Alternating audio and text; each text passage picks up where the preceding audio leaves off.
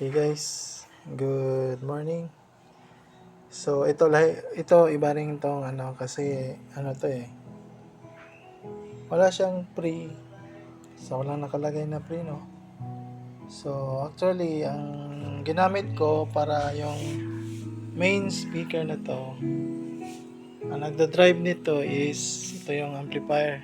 Okay? Yan, pag off ko yan, wala. 'Di ba? So ang tumunog dito sa kabila. Okay?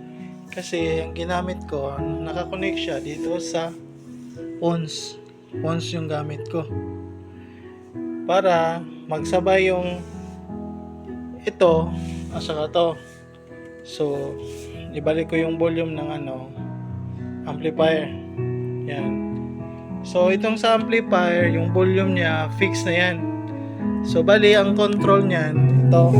Dito na tayo sa feather. Yan o.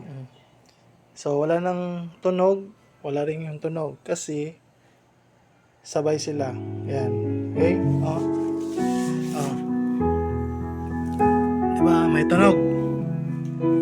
May tunog din. So, ganun lang po yun guys. So, kung mag-a-add din tayo ng ibang amplifier or active speaker, gagamitin natin tong auxiliary.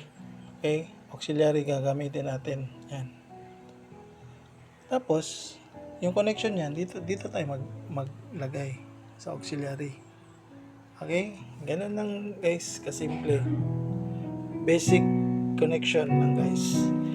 So, wala kayong nakitang na cord sa audio. Kasi yung gamit ko, Bluetooth. Yan, naka-Bluetooth yan guys.